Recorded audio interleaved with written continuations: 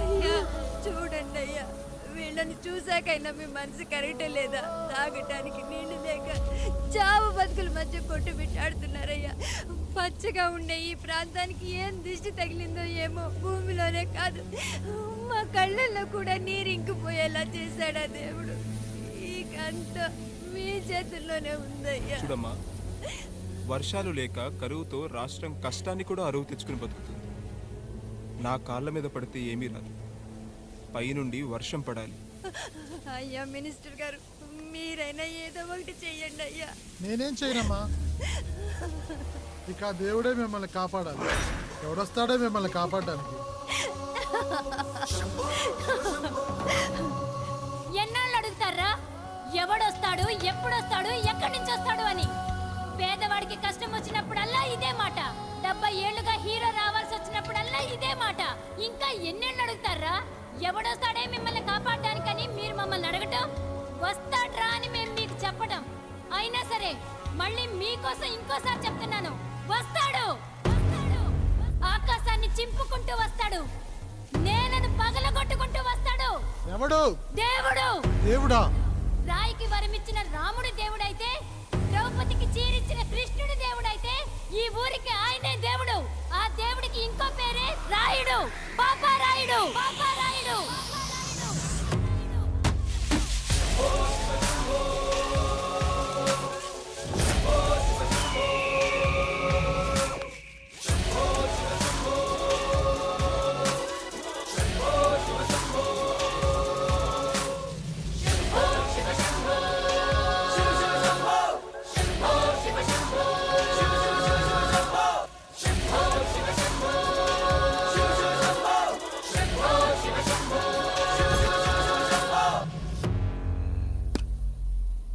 ఏంటి సమస్య? అయ్యా, ఊరికి కరువు వచ్చింది. అదిగో ఆ నలుగురు దాహంతో చనిపోతున్నారయ్యా.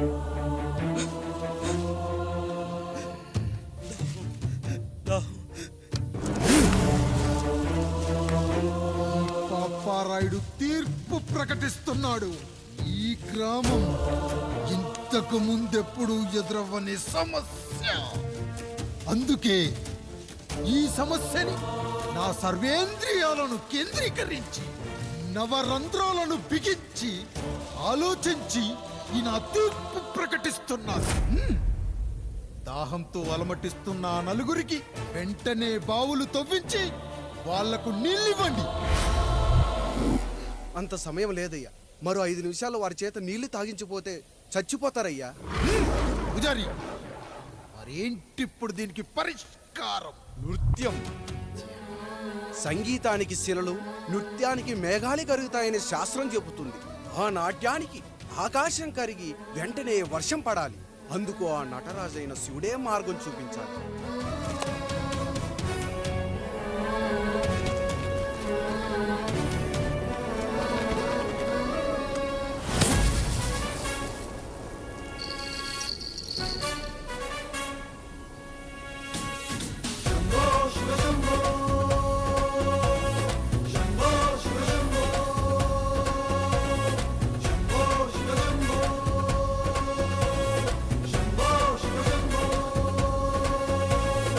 ఆకాశంలో మేఘాలన్నీ ఆవేశంతో ఏకం కాని ఊపిరి శబ్దం ఎదలో శంఖం పూరించే వేళ, నెట్టూర్పుల్లో నిర్వేదాన్ని, పడగాలుల్లో సందేశాన్ని, పడగళ్ళయ్యే ఆహ్వానాన్ని పంపించే వేళ, పాదమే ఆడే నాదం ఢమరుకమే కాదా, ప్రాణమే చేసే గానం గంగకు గుడి కాదా, గొంతులో దాహం దేహం దహించే వేళ, నటరాజుగా రాజుని నేరుగా చూసిన నింగిక నేలకు నది కాదా.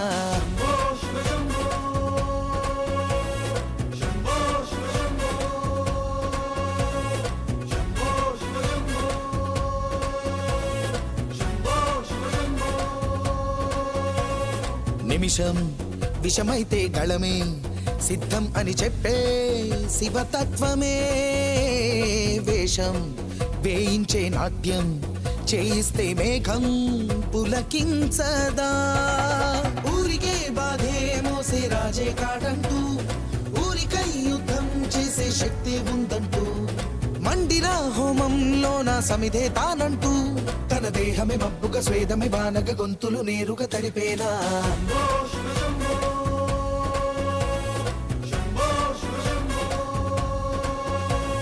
బాధను మండే గుండెకు నేనున్నానంటూ గొంతులో గరణం నేనే మోస్తాలే అంటూ అమృతం పంచే తీరు చూస్తూ ఊరంతా తన మాటని గీతగా చేతని లీలగా దేవుని తీరుగా కొలిచేలా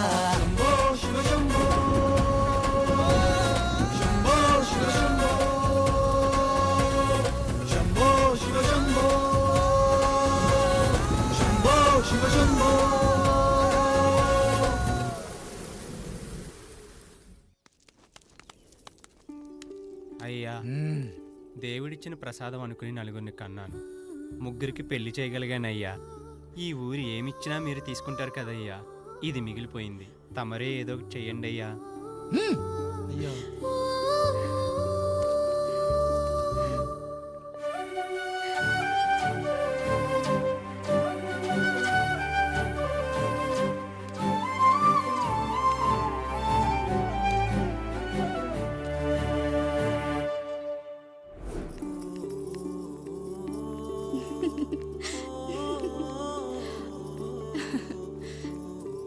ఈ ఇల్లు, ఆస్తి, ఇంత గొప్ప భర్త, పిల్లలు, చాలా ఆనందంగా ఉందండి.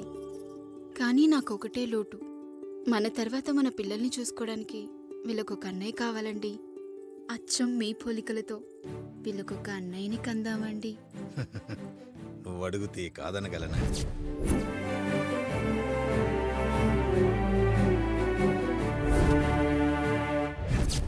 నానా రాయుడెక్కడా? ఇప్పుడే వస్తున్నాను నాన్న.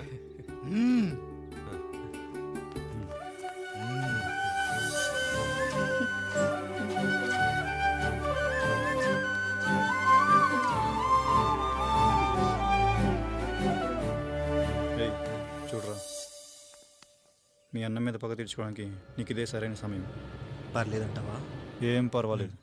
అయ్యా, ఎరా రంగా, ఏం కావాలో అడగరా. నీకంటూ ఏమి ఇవ్వలేదు, నువ్వు ఏమి అడగలేదు, చెప్పరా. మా అన్నకు నాకు పడట్లేదయ్యా.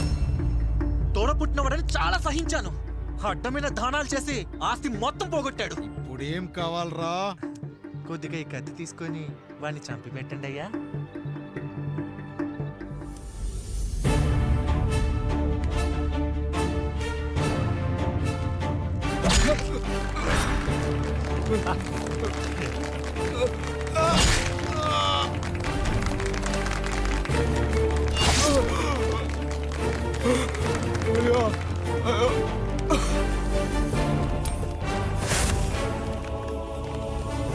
నాయుడు, అన్యాయంగా మా నాన్నని చంపేశావు. గుర్తుంచుకో, ఈ నాయుడి కొడుకు నీ కుటుంబం పాలిట సైనికుడిగా మారబోతున్నాడు. నిన్ను, నీ కొడుకుని, ఆడికి పుట్టబోయే కొడుకుని అందరినీ లేపేస్తా.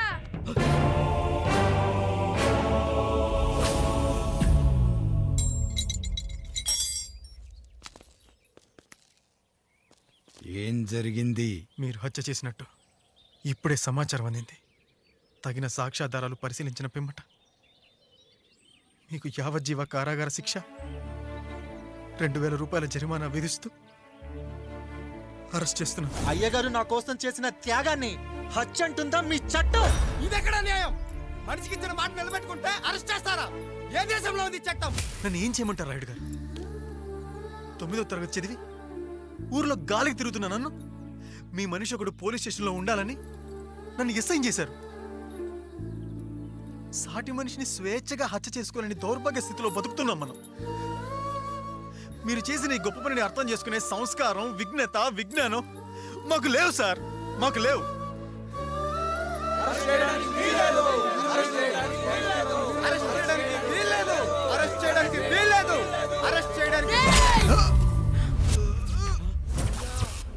నాయుడు గారు,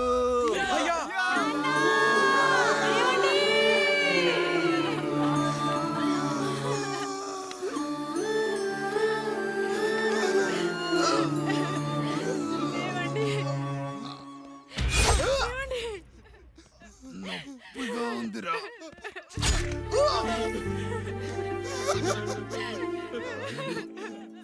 సుధా, నేను లేకుండా ఎలా ఉండగా?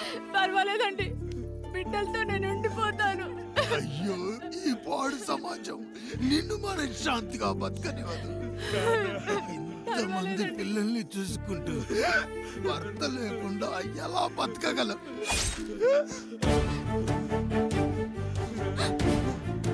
వద్దండి.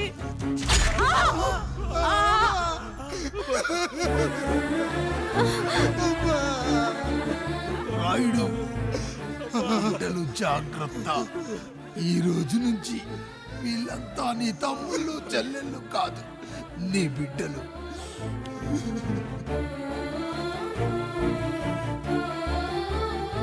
ఎక్కడికి వెళ్ళనురా.